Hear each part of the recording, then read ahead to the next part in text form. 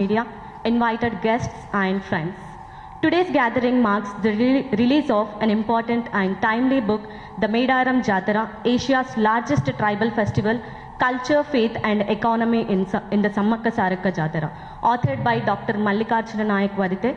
This book brings together years of fieldwork, policy engagement and deep listening to tribal voices, and it places Madaram not merely as a festival but as a living ethical and governance system.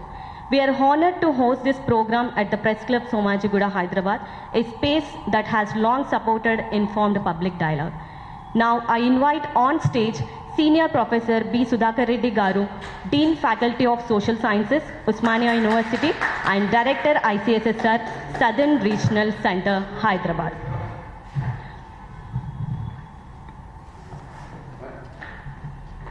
Now I request Dr. Jayaprakash Narayan Garu, IAS, Founder Lok Satta Party, Foundation for Democratic Reforms, to come on to the dais.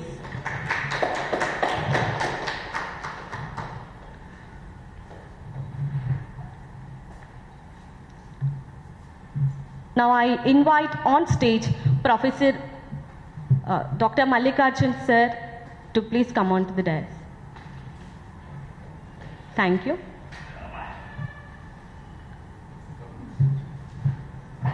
I request the author, Dr. Mallikarjun sir, to extend floral welcome to the respected dignitaries on the dais.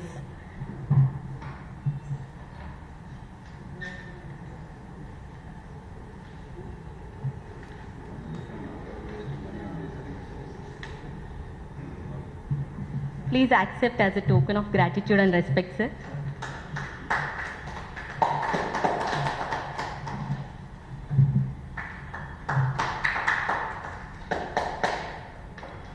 Now it's time to listen to the author's address.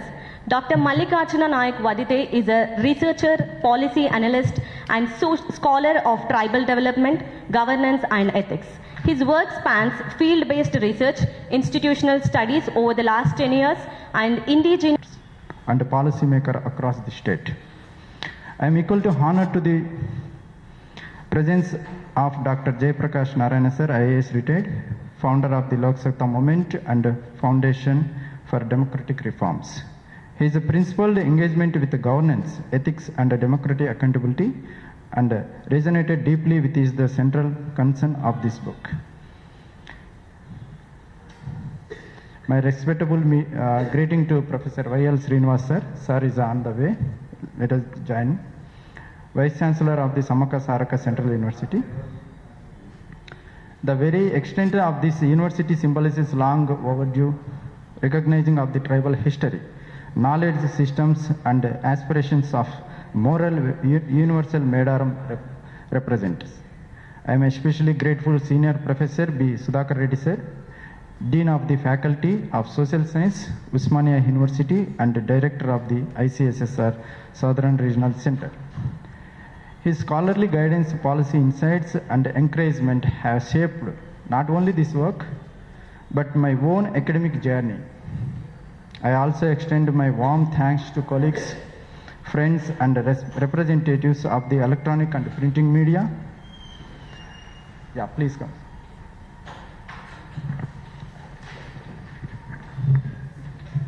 I invite Professor Y.L. Srinivas sir, Vice Chancellor Sammaka Saralamma Central Tribal University. I request the author to extend floral welcome to sir. Thanks for gracing this occasion, sir.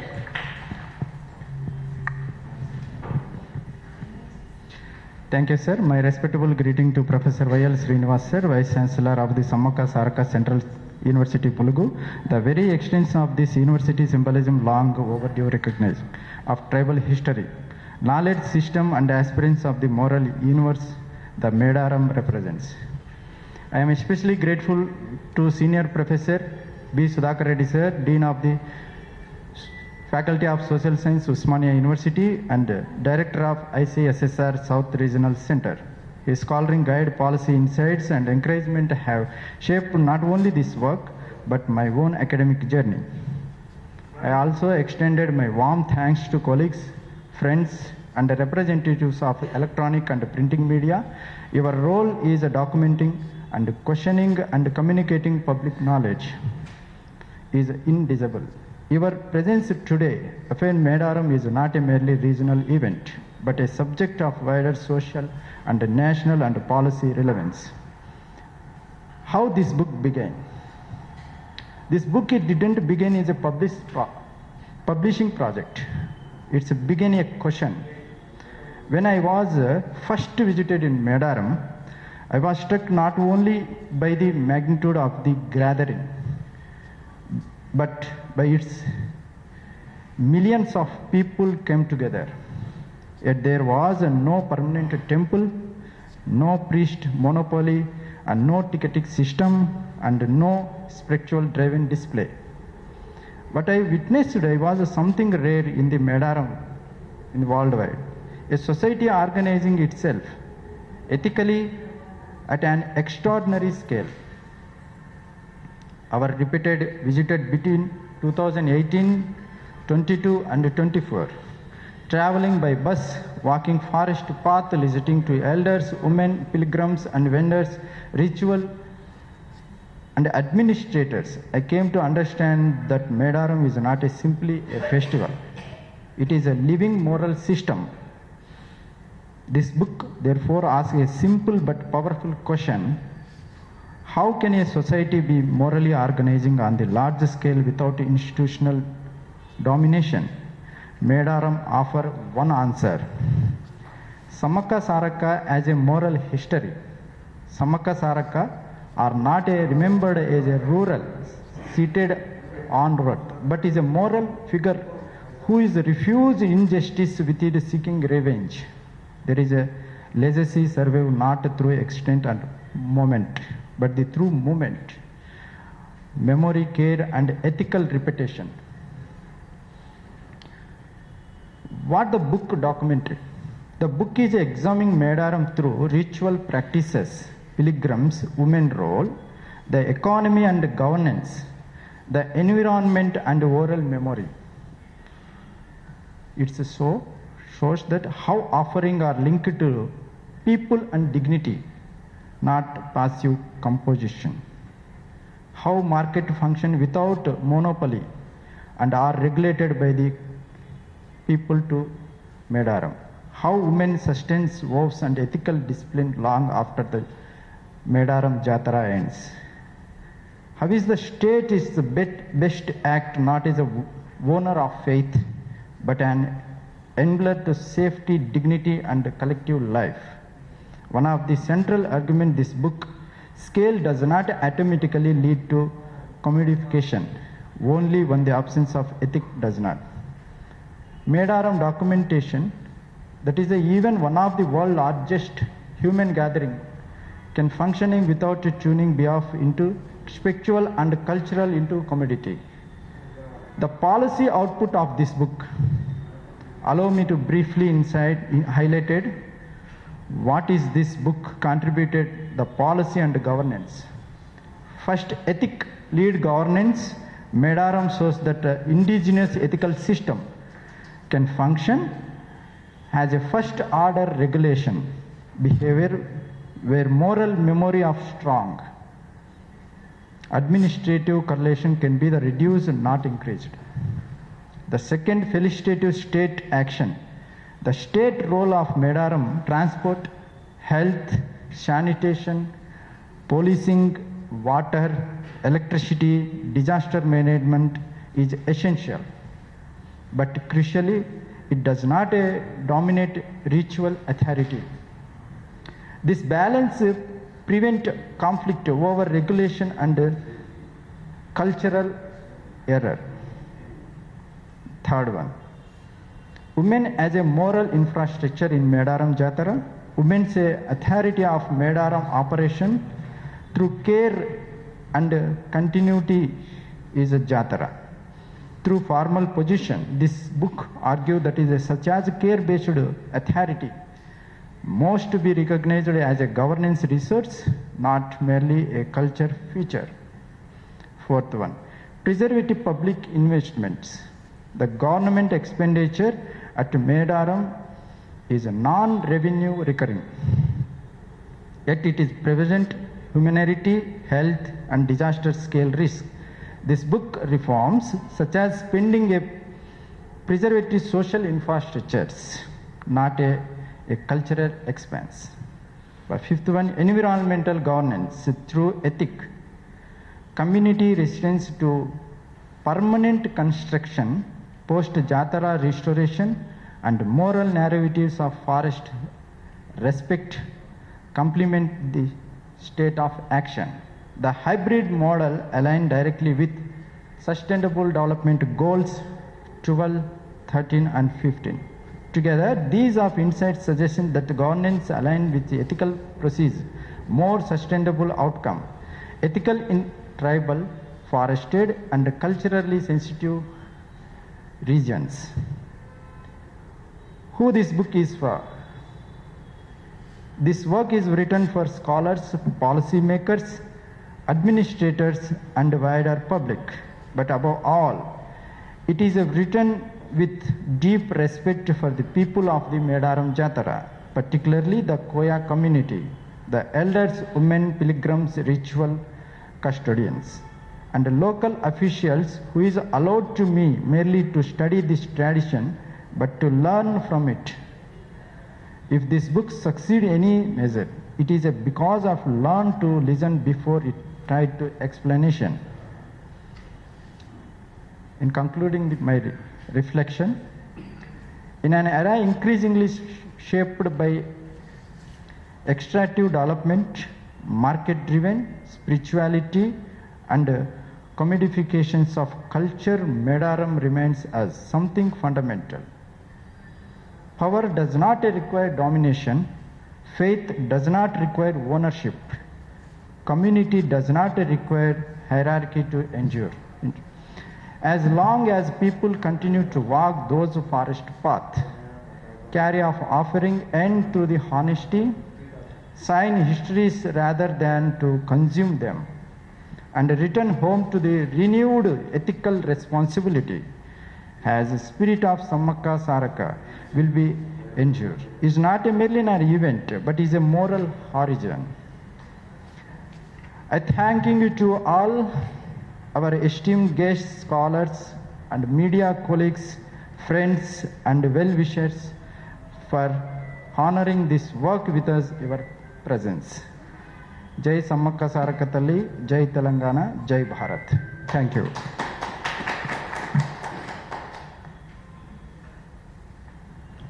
Thank you, sir, for that thoughtful and grounded address.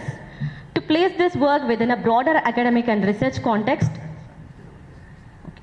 now I request Gopinath Reddy, sir, to please come on to the dais. To place this work within a broader academic and research context, we now invite a distinguished researcher whose contributions to social science research and policy discourse are widely recognized. Senior Professor B. Sudhakar Reddy Garu, Dean, Faculty of Social Sciences at Osmania University and the Director of the ICSSR Southern Regional Center, Hyderabad. His work bridges rigorous scholarship and public policy, and his presence adds deep academic strength to today's discussion. May I now request Senior Professor B. Sudhakar Reddy, sir, to please address the gathering. It's over to you.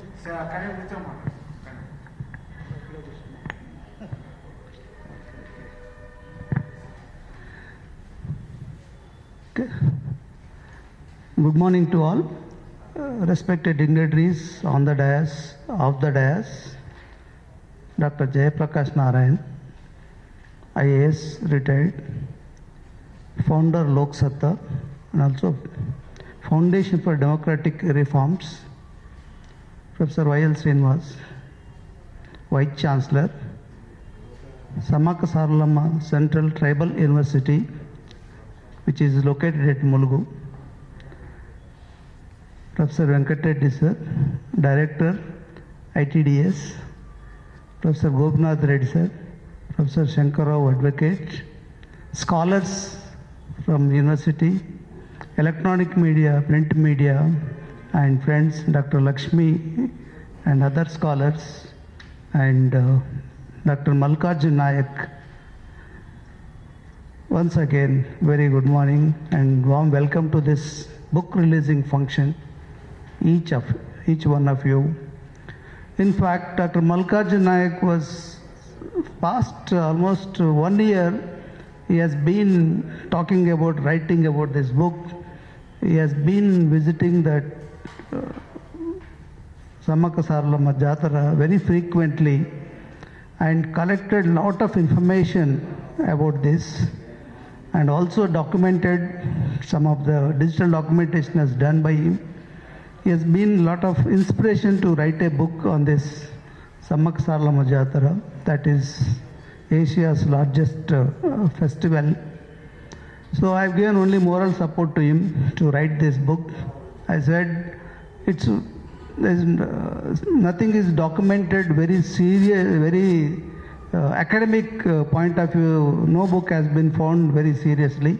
So write a book with some serious academic interest. Definitely it will serve your purpose, serve the community purpose also. So that's how this book has seen the light today. Is about to release the book.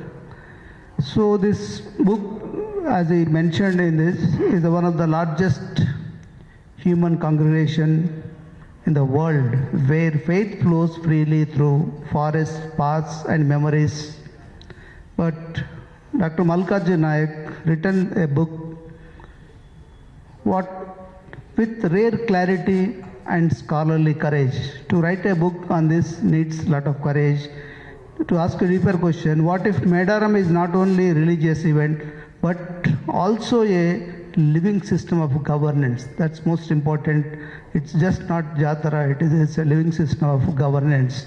As also mentioned in this book, almost close to 2 crore people assemble without any permanent temples, without any ticketing, without any ritual, all this, and monopolies. So he amply made it clear, scale does not automatically require control or any commercialization. So ethics and social order, social discipline at Madaram does not arise from policing brief or enforcing doctrine. Instead, it emerges from moral memory and ritual repetition and collective accountability. Faith here is not simply something one professes, it is something one practices through patience and responsibility. So this Jatara becomes a periodic moral assembly, one that shapes the behavioral well beyond the ritual space. So he also highlighted in his book the state role at Madaram is shown to be facilitative rather than directive, focused on safety, health, mobility and sanitation and emergence of preparedness, while ritual authority remains with customary of custodians of community consensus. He also highlights that the book also, its recognition of women as an infrastructure to sustain, transmit ethical codes across the generations, regulate consumption and carry moral authority through care and rather than command. He also highlights the environmental dimension in this study is equally compelling. Madaram takes place in an ecologically sensitive forest landscape under immense pressure.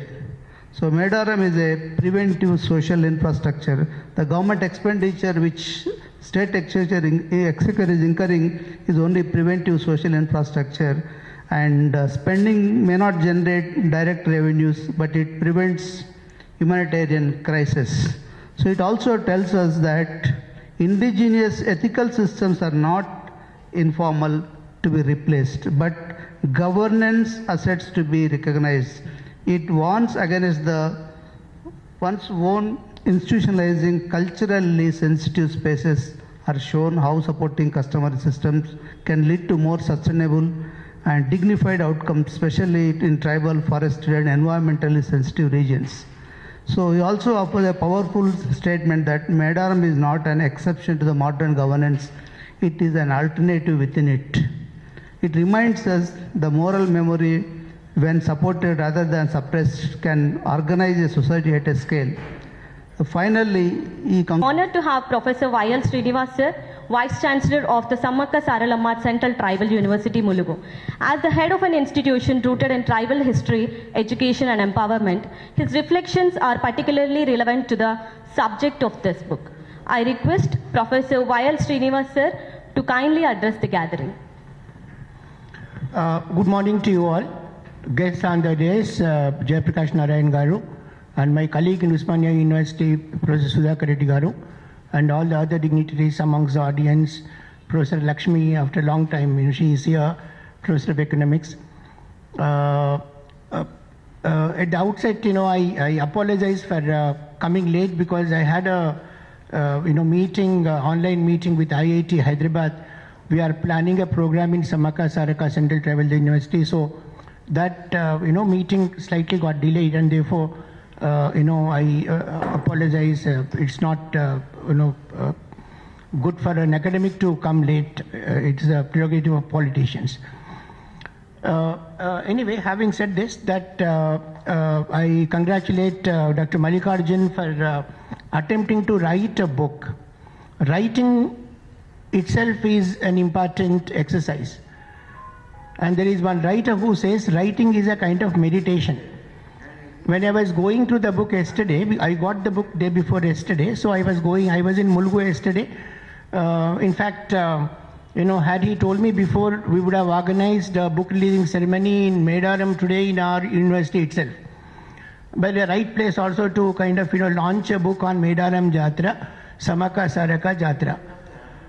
But then, of course, Hyderabad is an epicenter, therefore he must have thought about publicity, and we know that perhaps he was anticipating better publicity for book release in Hyderabad.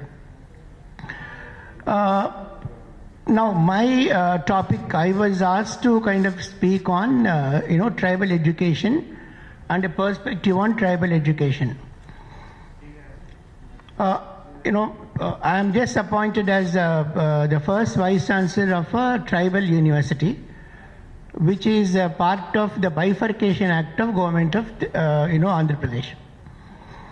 So the person which I kind of encounter wherever I go is, Srinivas, is the university is only for tribals or for the rest of the country, anybody can join, kind of a thing. Then, in fact, I also had a doubt. Then I went and asked my mentor, University Vice Chancellor, Professor Bijay Rao, Hyderabad Central University is our mentor.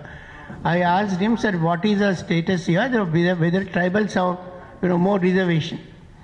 No, the answer is no, that the STs have just 7% of reservation like any other university.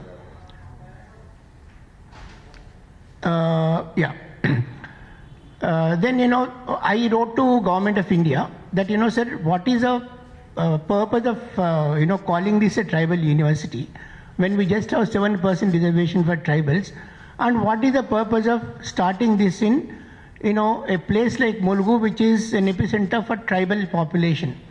We have large chunk of Koya population there, and we have the Banjara population, we have Gutti Koyas and everybody. Then I asked, I wrote to, Government of India to sort of permit us to increase reservation for tribals from 7%. 7% doesn't really make any sense, while calling this a tribal university.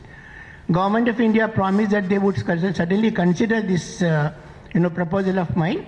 But meanwhile, they asked me to have focus on tribal education. While reservation still remains same, the university may have focus on tribal kind of education and tribal upliftment. And this is a nascent university. There is no just one small building where Vice Chancellor has a small room and Vice Chancellor presses button and he goes and fetches his own glass of water. That is the state of things there. Like the moment we say Vice Chancellor, we see Hyderabad Central University and we flew kind of Usman, our own university, and we have a huge paraphernalia, and I have complained from home that, you people say you are a Vice Chancellor and there is nothing. I want, some of you to either maintain silence or please go out.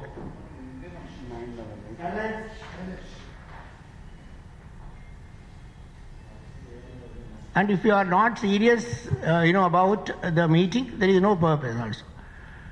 Like as teachers, we get irritated when, you have students, talking. I'm sorry for that intervention, but it's been going on, for last 15, 20 minutes.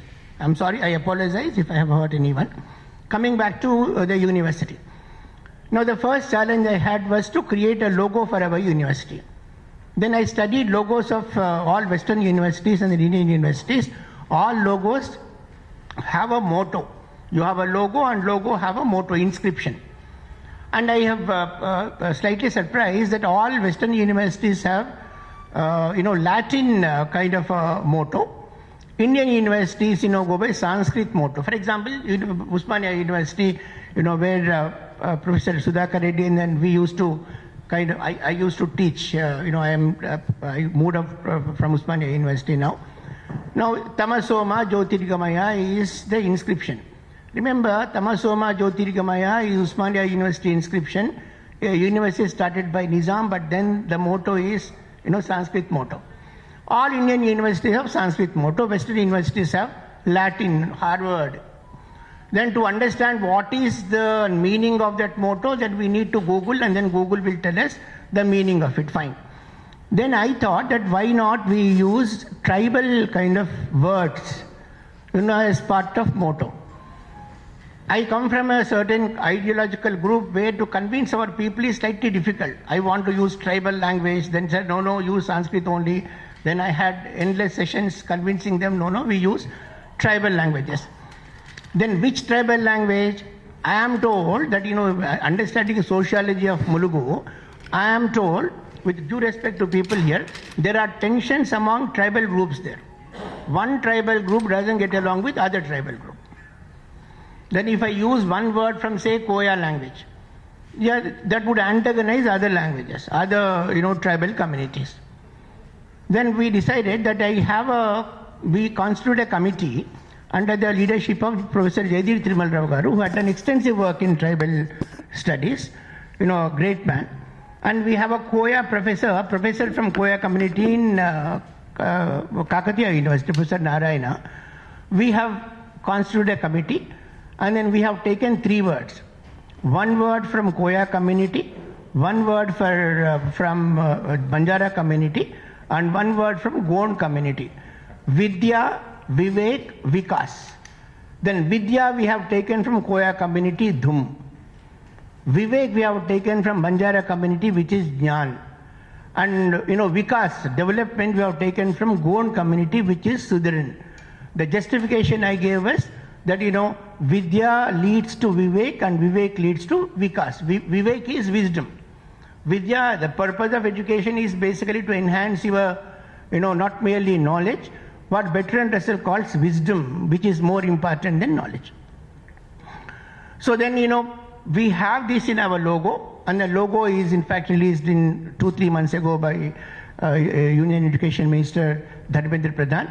After seeing the logo, after seeing the motto, in fact, he was so impressed that, in fact, I thought that, I would have a piece of his mind that why did you deviate from the main Sanskrit and why did you use a tribal word, but he was very appreciative. What is the point I am trying to make here?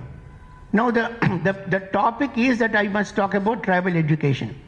I gave the example of Mulugu, and where you have people from 3 different languages.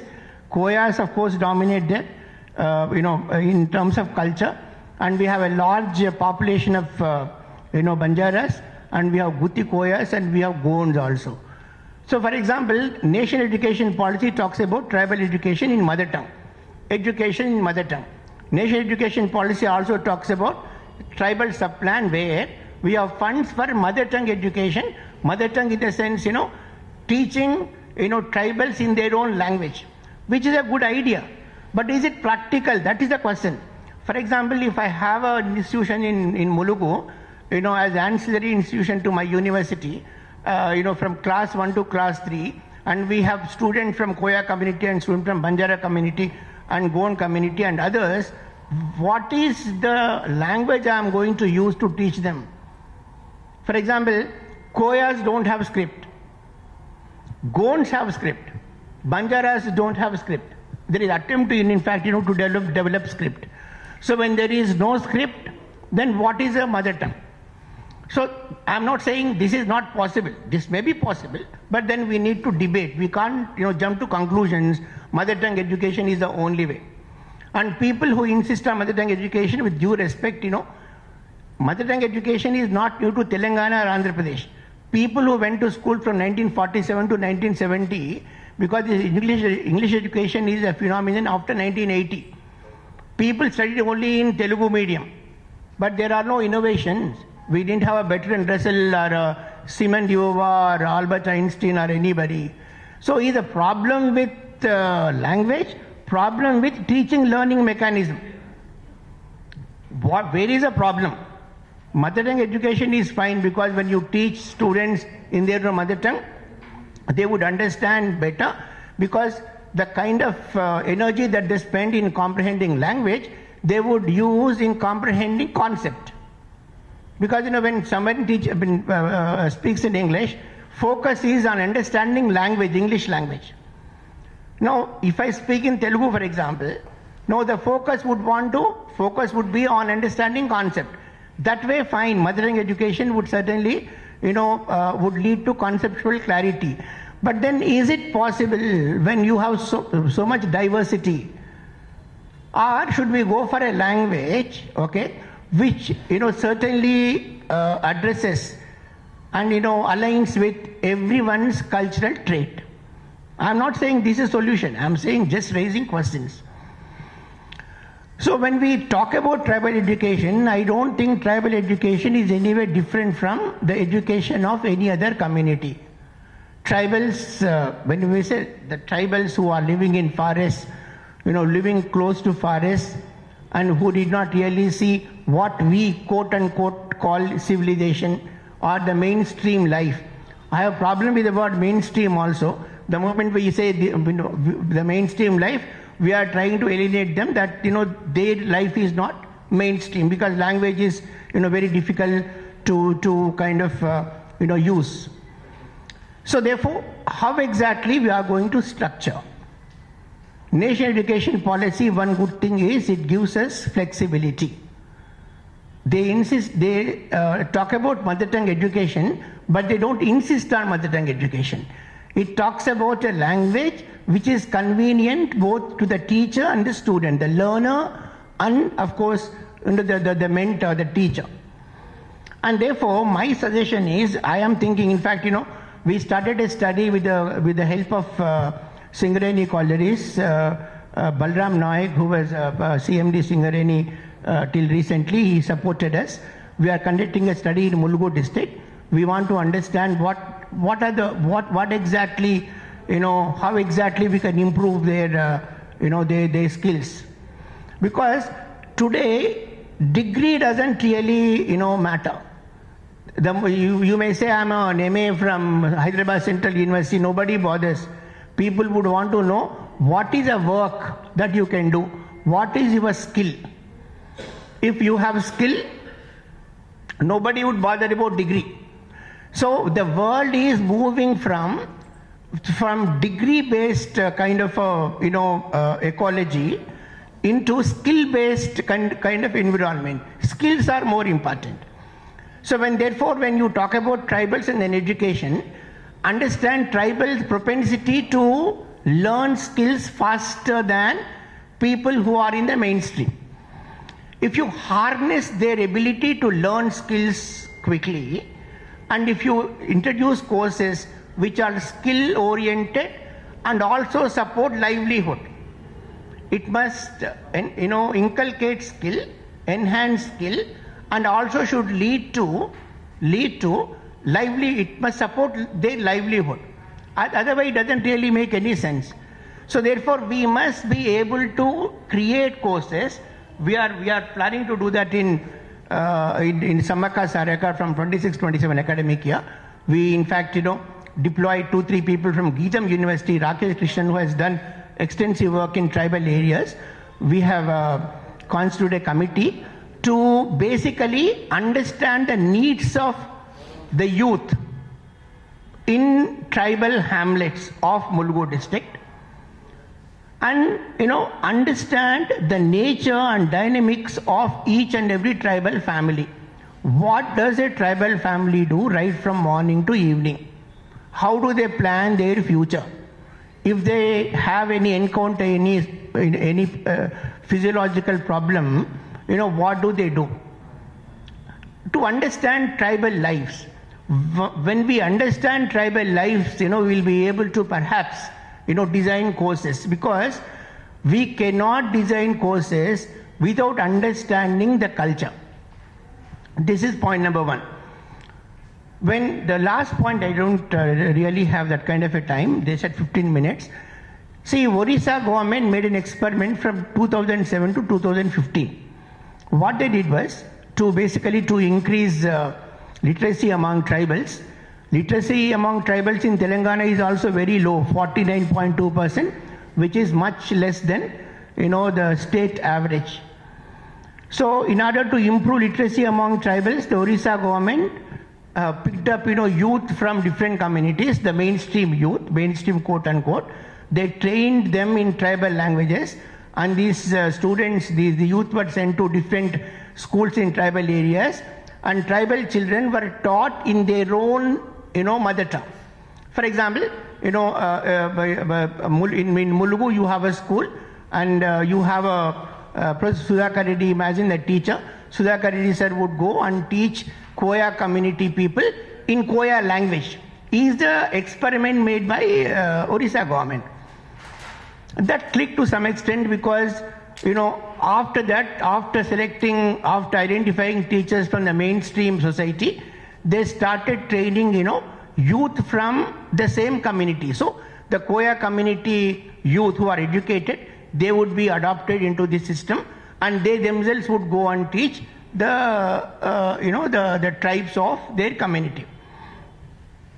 But what happened is that the tribal youth who were picked by the government and then who were trained and who were deployed to teach in tribal areas of Orissa, after some time they resigned from the job and they started starting their own business or joining some other school or some other occupation kind of a thing. The purpose is defeated, because the government made an effort to train these teachers from tribal community. They are given a job and they were asked to teach in tribal habitation. They work for 1 or 2 years, and from there they migrate to a different area for better life and better livelihood. We can't find problem with them also, because we have Raymond Williams theory. People who are in the base, as long as they are in the base, they struggle for everything. But once they go to superstructure, they forget the base. Is Raymond Williams theory. So what is that I am trying to communicate is that we must have debate what kind of education that we must impart amongst tribals, and what is the language of our education. Should it be mother tongue only? If it is mother tongue, what are the problems thereof? Or we must bring about changes in teaching learning methodology such that students would be able to pick up everything, grasp everything, and would develop conceptual clarity. These are questions, and in Samaka Saraka Central Tribal University, certainly because the first vice chancellor, I have that liberty to introduce courses the way I want. We are going to start some skill-based courses, which certainly would harness the talent of the tribal youth. There is no dearth of talent. The only thing is that we must give direction. I will certainly make an endeavor to give that direction, and I congratulate Mallikarjun Garu for writing this book. I was going to the book. The book has all details. It almost captures the significance of Madaram Jatara, and I wanted to publish this as early as possible, and we must have more books like this. From Samaka Saraka, we are going to bring about another book in next 6 months' time. So we are going to work with you. We will use your services in whichever way we can in our university. Thank you very much. That was a great effort by you, sir. And we are very సాంస్కృతిక కార్యక్రమాల్లో పాలు పంచుకోవటం మనం చూస్తున్నాం. 1.5 మంది సమ్మక్క సారలమ్మ ఈ జాతరలో. ఈ సంవత్సరం ఇంకా ఎక్కువ ఉంటారా మరి? రేపటి నుంచి 4 రోజుల్లో 2 కోట్లు కావచ్చు. గత సంవత్సరం మనం చూసాం మహాకుంభ మేళ 66 కోట్ల మందిని అంచనా వేశారు 45 రోజుల్లో. మన తిరుమల రోజుకు సుమారుగా 80,000 మంది, 1,00,000 మంది దాకా. యాదగిరి గుట్ట రోజుకు 15,000-20,000 మంది. ఈ మధ్యకాలంలో బాగా పెరిగినవి బెనారస్, కాశీ రోజుకి దాదాపుగా 3 లక్షలు దాటుతున్నది. మరి గత 1-2 ఏళ్ళుగా అయోధ్య 4 లక్షలు దాటుతాం. ఒకప్పుడు ఆగ్రా యాత్రికులకి రోజుకి దాదాపుగా 3 లక్షలు, 3.5 లక్షల మంది. ఇప్పుడు ఆగ్రాను దాటిపోయినాయి. అంటే మన సాంస్కృతిక మూలాల్లోంచి మనం నేర్చుకోవడానికి చాలా ఉంది. నాకు ఎప్పుడు ఆశ్చర్యం కలుగుతుంది. కుంభమేళా ఉందనుకోండి, సమ్మక్క సారక్క జాతర ఉందనుకోండి, ఈవేళ సరే పత్రికలు, టీవీ ఇవన్నీ ఉన్నాయి. ఇవన్నీ లేనప్పుడు మారుమూల గ్రామాల్లో ఉన్న నిరుపేదలకి, అక్షరజ్ఞానం లేని వాళ్ళకి అసలు ఎప్పుడు వెళ్ళాలి, ఎలా తెలుస్తుంది? ఇన్ని లక్షల మంది, ఇన్ని కోట్ల మంది ఎట్లా వెళుతున్నారు? ఏ రకంగా వాళ్ళకి సమాచారం అందుతుంది? నాకు చాలా ఇప్పటికే ఆశ్చర్యం. మన సాంప్రదాయ మూలాల్లోంచి మనం చాలా నేర్చుకోవాల్సింది. నాకు బాగా గుర్తున్నది, చాలా కాలం క్రితం ఇందిరాగాంధీ గారు ఎమర్జెన్సీ తర్వాత 77-78 ప్రాంతాల్లో ఇందిరా కాంగ్రెస్ పార్టీ పెట్టినప్పుడు, అప్పటిదాకా ఆవు దూడ గుర్తుండేది కాంగ్రెస్ పార్టీకి. అంత మునిపేమో కాడెద్దులు ఉండేది. అప్పుడు ఆమె చేయి గుర్తు తీసుకొచ్చారు. ఎవరో పాత్రికేయుడు చెప్పారు, మారుమూల ప్రాంతంలో నిరుపేదల్ని ఇందిరమ్మ గుర్తు ఏమిటంటే చేయి చూపెట్టారట. గంటలో ఆ నిర్ణయం ఢిల్లీలో జరిగినటువంటి 1-2 గంటల్లో, కొద్ది గంటల్లో పాకిపోయింది. అంటే ఎక్కడో మనం అర్థం చేసుకోలేనిది, ఇంటర్నెట్, మీడియా, ఈ సోషల్ మీడియా, ఈ డిజిటల్ టెక్నాలజీ లేని కాలంలో కూడా పవర్ఫుల్ కమ్యూనికేషన్ టూల్స్ మన సమాజంలో ఉన్నాయి. ఎప్పటికి కూడా మనం దాన్ని లోతుగా అర్థం చేసుకోవాలని అనిపిస్తుంది. కాబట్టి మన సాంస్కృతిక మూలాల్లోకి, ఆర్థికంగా కావచ్చు, సమాచారం కావచ్చు, నమ్మకాలు కావచ్చు, సంస్కృతి కావచ్చు, లోతుకి వెళ్ళడానికి అవసరం ఉండదు. ఆ ప్రయత్నాన్ని మనసారా అభినందిస్తున్నాం. ఇక సమ్మక్క సారలక్క కథ మనకు చాలామందికి తెలుసు. ఇది ఒక సెక్యులర్ స్టోరీని మన సమాజంలో, మన సంప్రదాయంలో, మన మత విశ్వాసాలలో, మన ఆధ్యాత్మిక చింతనలో భాగం చేశాం. చాలా అరుదైనటువంటిది. ఎప్పుడో 13వ శతాబ్దంలో పన్నులు ఎక్కువ పెంచినందుకు కారణంగా ప్రతిఘటించినటువంటి పగిడిద్దరాజు, సమ్మక్క, సారలమ్మ, జంపన్న,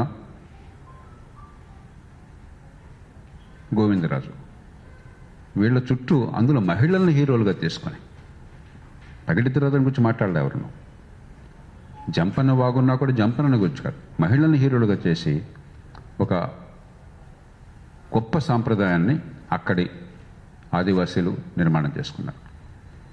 వచ్చింది కోయ వర్గం నుంచి కావచ్చు, కోయ కులస్తుల నుంచి కావచ్చు, కానీ ఇప్పుడు ఆదివాసులు అంతా సొంతం చేసుకున్నారు.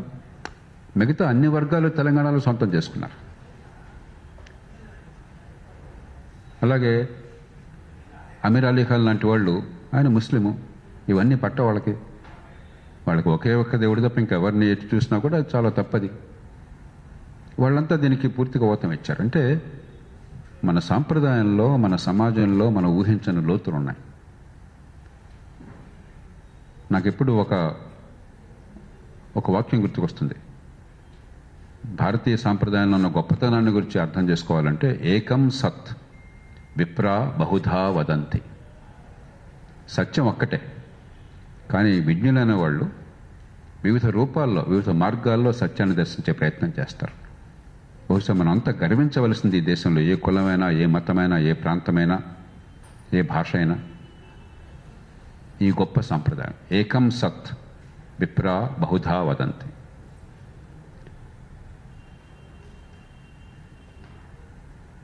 నాకు ఇంకోటి నచ్చిన కారణం ఏంటంటే, మన దేశంలో చరిత్ర సాంప్రదాయం అంటే మనకి ఎప్పుడు మౌర్య సామ్రాజ్యము. ఖచ్చితంగా అశోకుడిని నేను చాలా గౌరవిస్తాను. నా దృష్టిలో అశోకుడు ప్రపంచ చరిత్రలో అత్యద్భుతమైన వ్యక్తుల్లో ఒకడు, గౌతమ బుద్ధుడిలాగా.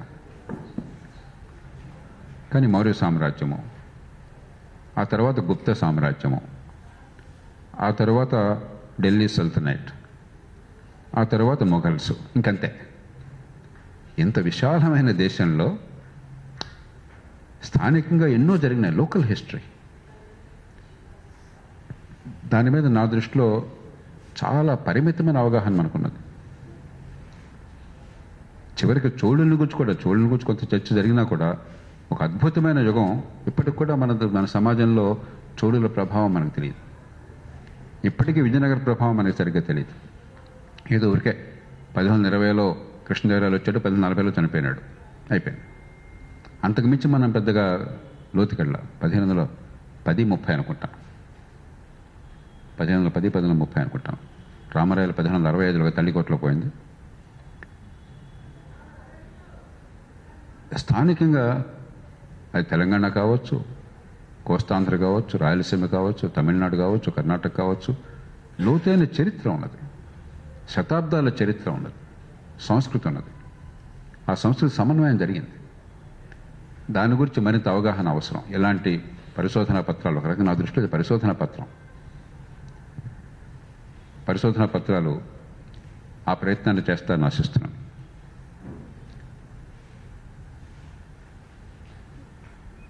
ఇక 2 అంశాలు చివరిగా.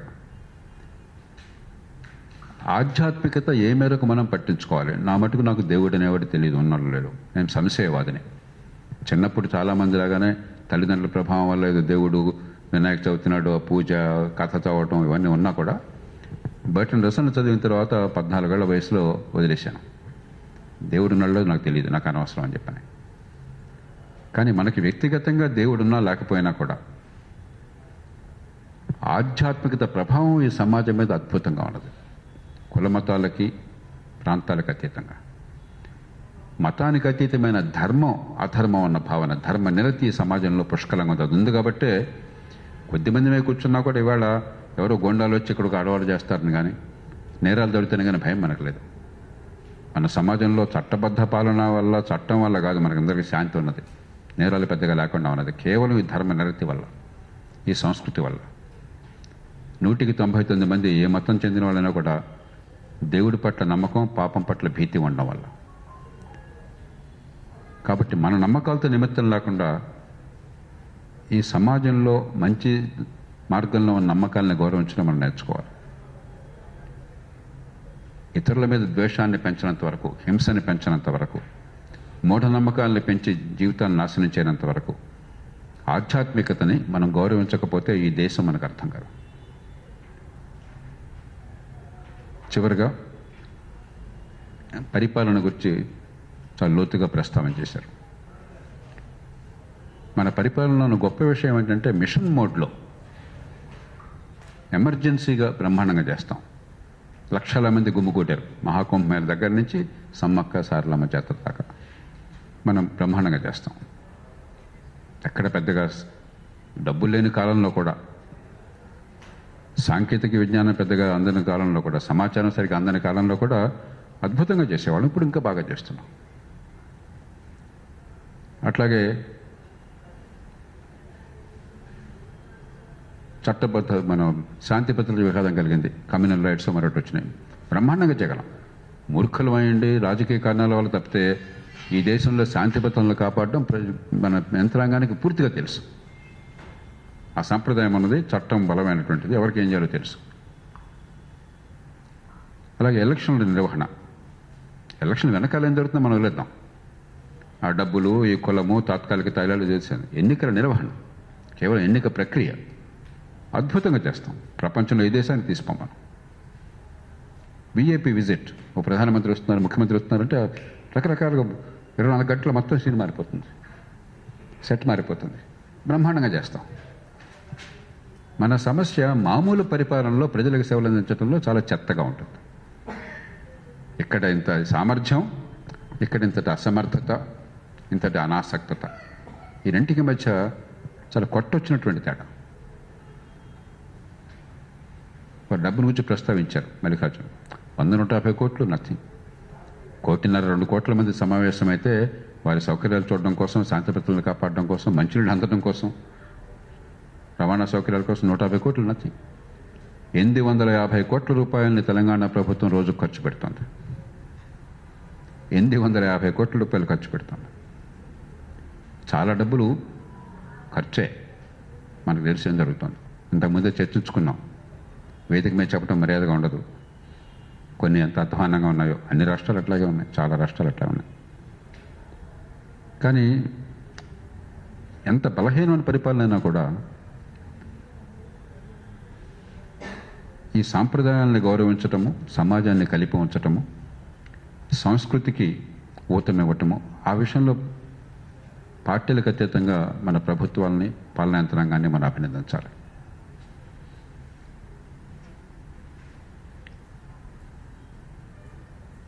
ఇంతకంటే ఎక్కువ చెప్పేది లేదు. నేను మళ్ళీ కోరేది, ఇలాంటి రచనల నుంచి స్ఫూర్తిని పొంది, పరిశోధకుల నుంచి స్ఫూర్తిని పొంది, మన విశ్వవిద్యాలయాల్లో మరింత లోతైనటువంటి అధ్యయనం, మన సాంస్కృతిక మూలాలను గురించి, మన చరిత్రను గురించి, మన సమాజాన్ని గురించి, మన అవసరాలను గురించి, మన అలవాట్లను గురించి, మన భవిష్యత్తును గురించి మరింత లోతైన పరిశోధన జరుగుతుందని చెప్పని, ఎప్పుడు అరువు తెచ్చుకుని ఆ దేశాల మన్నన కోసం చూడడం కాకుండా మనం ఆత్మవిశ్వాసాన్ని పెంచుకుంటామని ఆశిస్తున్నాను. దానిలో కీలకమైనటువంటి పాత్ర పోషించిన డాక్టర్ మల్లికార్జున మనసారా అభినందిస్తూ, మీ అందరికీ నమస్కరిస్తూ నేను సెలవు తీసుకుంటున్నాను. Thank you, sir, for such a valuable information and enlightening us on the great history. And now we move on to the most awaited moment of today's program, the official release of the book. Madaram Jatara, Asia's largest tribal festival, culture, faith and economy in the Sammakka Sarakka Jatara. I humbly request the respected dignitaries on the dais to kindly release the book, and I also request the dignitaries of the dais to please join for the book release. Professor Venkat Reddy sir, Sri Shankar Rao sir, Professor Gopinath Reddy sir, Sri Shivalingam sir, Professor Lakshmi madam, Dr. Chandrakala madam.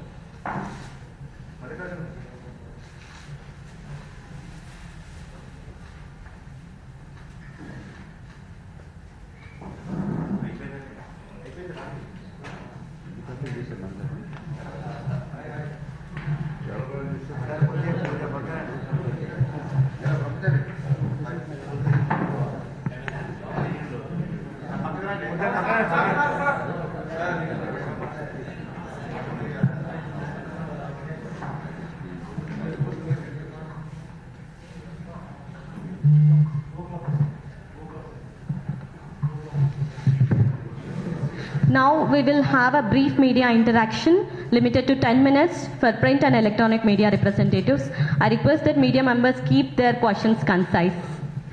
Thank you. Sir, any questions from media? Okay. Thank you.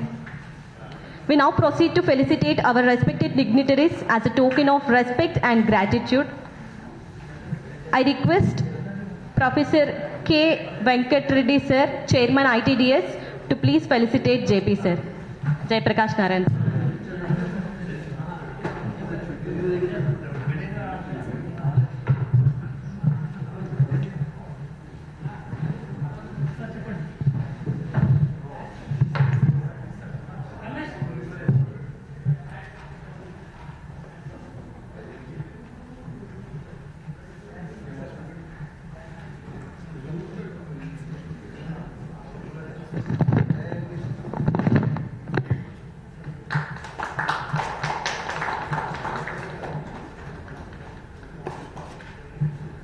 Now I request the author of the book,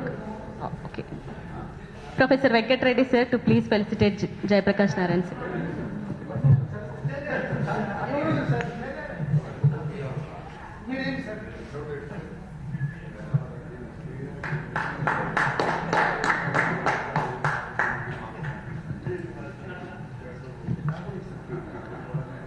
I request the dignitaries to felicitate Vayal Srinivas sir.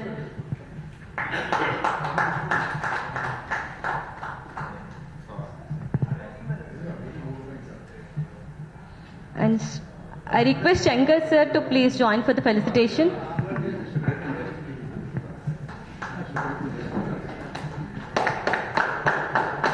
Now to formally conclude today's program, I invite Srimati Vasudha Reddy Annadi to propose the vote of thanks.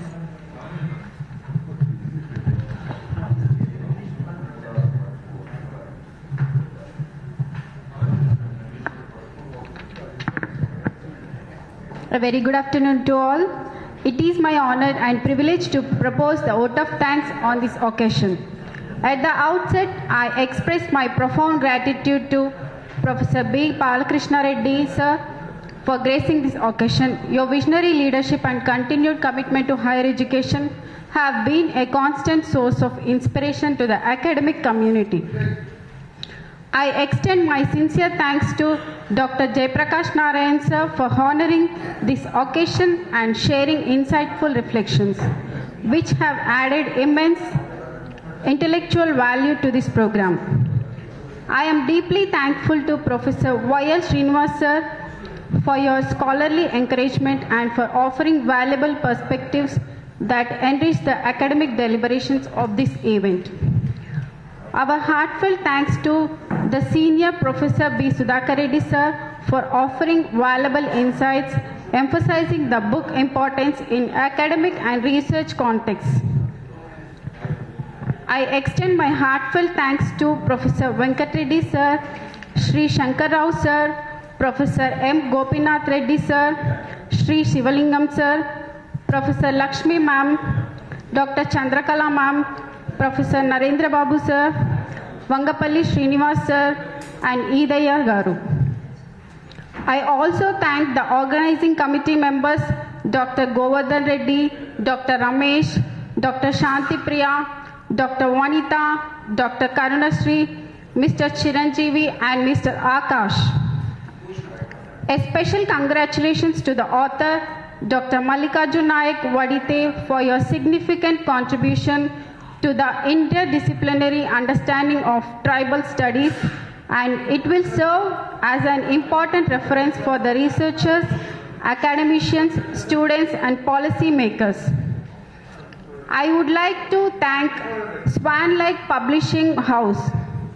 I also extend my sincere thanks to the Press Club, the media representatives, organizing committee members, research scholars, students, and participants for making this event a grand success.